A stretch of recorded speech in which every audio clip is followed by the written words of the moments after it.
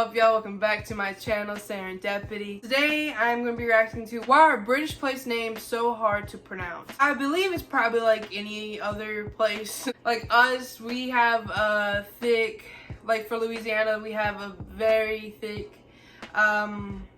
French background. A lot of our cities are named after French stuff, like Louisiana is after the like King Louis whatever. I have also names from the natives, stuff like 𝐒𝐲𝐤𝐞, 𝐂𝐤𝐤𝐤𝐞, which is one of my favorite ones because 𝐂𝐤𝐤𝐤𝐞 is not even close to how it looks. 𝐂𝐤𝐤𝐤𝐞 is like Natchitoches, or if you want to pronounce it the way it's spelled. We have Grosset. Or we got like Homa too, which is another one that's like, so like 𝐒𝐲𝐤𝐞, if you would spell it out, is 𝐒𝐲𝐤𝐿A, and then Homa, 𝐻𝐿𝑢𝑚𝐴.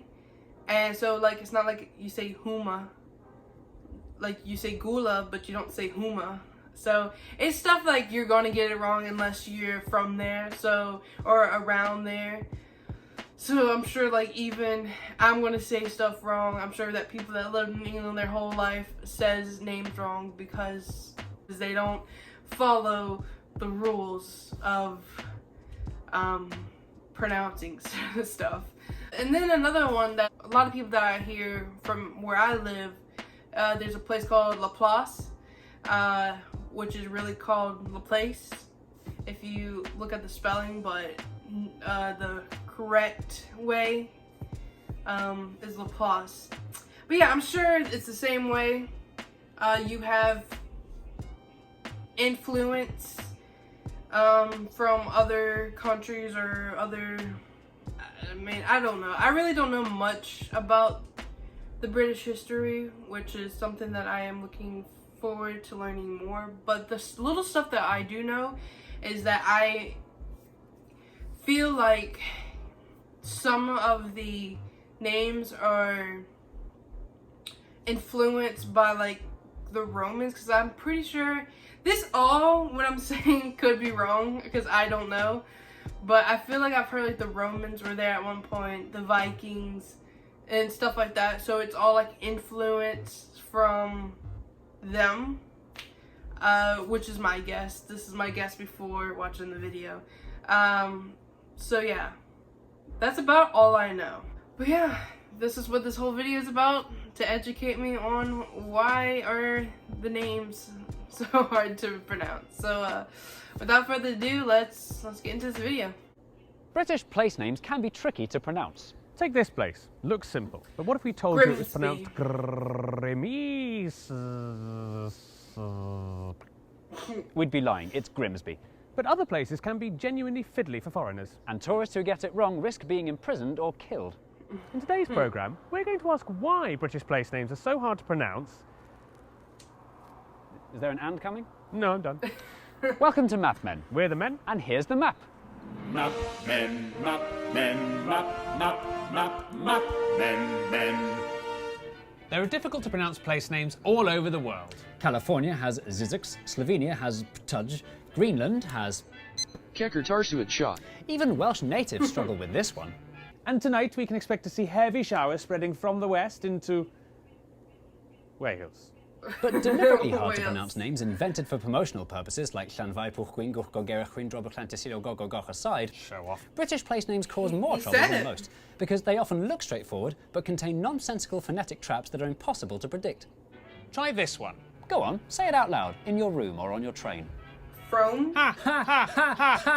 Wrong, it's not Frome. F-R-O-M-E, it should be blitheringly obvious, is pronounced Froome. But if you did say Frome, don't worry, you're in good company. Frome is officially the most mispronounced place name in Britain, and that's according to a proper survey. Excuse me, could you mispronounce Froome for me? Portsmouth. That'll do. There's nothing more fun than laughing at tourists who don't know how to say something properly simply because they're from a different country and could never reasonably be expected to have predicted a local pronunciation that contradicts the basic rules of language. So, we've created the perfect travel agent's itinerary for maximising tourist humiliation across the country. Starting in 𝐵𝐴𝐿𝐸, Beauty. head over to Rampisham, Ransom. then down to Mousehole. Mousehole.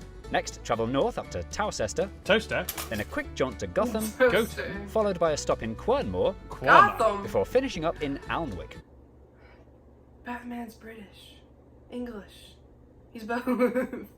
Alnwick, which is near Newcastle. Or, as the people from the city itself say, Newcastle. When will they learn? As you can hear, no letter of the English alphabet is safe from being pronounced any of dozens of different ways. Including not at all. Thankfully, there are some general rules you can stick to, and because we're nice, we'll help the un-British amongst you through a couple of basics. Cester is pronounced stir. Leicester, Worcester, Gloucester. W at the start of the final syllable is silent. Norwich, Berwick, Southwark. ER is pronounced R. Berkshire, Clerkenwell, Hertfordshire. But before you get too reassured, for every rule in the English language there are always exceptions, such as the cester in Cirencester. the W in Sandwich. and the sound in Oh, this is disgusting. Oh, sorry, Berkhamsted. which is in Hertfordshire.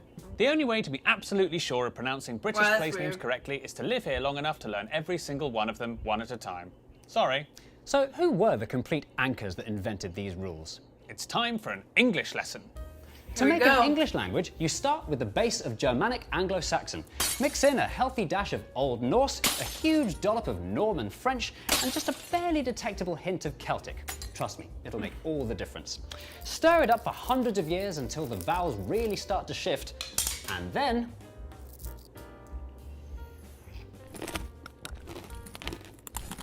Wow, them sound English. effects.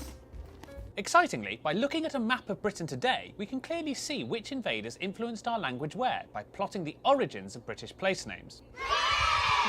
This marvellous, messy, multicoloured map shows which languages different British place names belong to and is a living history of our early settlers and subsequent invaders. the oldest place names here are of Celtic origin. This is where you'll find all the place names with words like Tre, Loch, Bryn and Aber, Such as Aberystwyth, meaning the mouth, Aber, of the River Istwyth. which coincidentally is exactly where we find Aberystwyth today.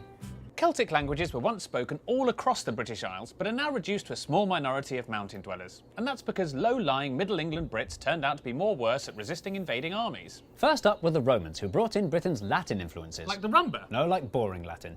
Okay, Anywhere that so, ends in caster, kinda cester, right. chester, Yeah. or xeta was a Roman fort, from the Latin word castra, meaning Roman fort. But the Romans didn't stay long, so although their naming system was long-lasting, the actual names they used weren't, which is perhaps unsurprising when we learn they used names like Castra Exploratorum and Belgic Oppidum. Which was sensibly renamed Braintree. Next, in light pink, we have the biggest group, Germanic Anglo-Saxon. Any place containing the words Ham, Hurst, Lee, Bury, Ford, Port, Mere, Stead, Tunstall, Wick, Witch or Mere are of good old Anglo-Saxon origin and massively dominate southern England. Like Buckingham. Yeah. Or a low-lying area of land belonging to an Anglo-Saxon called Bucca. Perhaps the most upheavaling thing to happen to Britain's place names was the Vikings, who swept in from Scandinavia in the 9th century, committing brutal crimes including rape, pillage and the renaming of small to medium-sized settlements. You can tell a place was named by the Vikings if it ends in Thwaite, Thorpe, Kirk or B. Such as our old friend Grimsby. Named after an important Viking called Grim, famed for his infectious positive energy, Grimsby literally means Grim's village. Really? We're all familiar with these common settlement suffixes, but what's so striking is how clearly this map of Viking place names reflects the extent of the Viking invasions. You can practically see the exact That's a location lot. of the Danelaw dividing Viking and Anglo-Saxon England without needing to draw it on with thick red pen. Following all these invasions, Britain was littered with place names that originated in different languages and accents, but the final thing that would make its place names truly unpronounceable was time. Over hundreds of years, locals who were too busy to pronounce all the syllables in Cester reduced it to stir to save time. But they couldn't read or write, so the spelling stayed the same.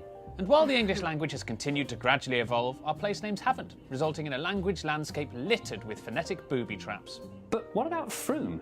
Which linguistic group is responsible for Britain's so-called hardest place name? Unusually for a place name in England, Froome is from a surviving Celtic word, frama, which means fair, fine or brisk, probably describing the flow of its lovely river. It's not really surprising that the oldest language in these islands is the one that's drifted the furthest from pronounceability. So don't forget to join us for the next episode of Map Men. Is that the end of your sentence? Yeah, I'm done. So yeah, I enjoyed that video. I liked how they threw out a lot of information, but they definitely made sure that you stayed intrigued and definitely kept your attention. So just like, you know, America, it's just about people that tried to invade and then made their mark, even though they might have not lasted long. Their name still lasts, you know, forever.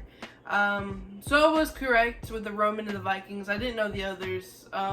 So yeah, it was just a bunch of different invaders that had their names last all up until now. Alright, I really hope you enjoyed this video. Like always, there's more to come, and I'll see you in the next one.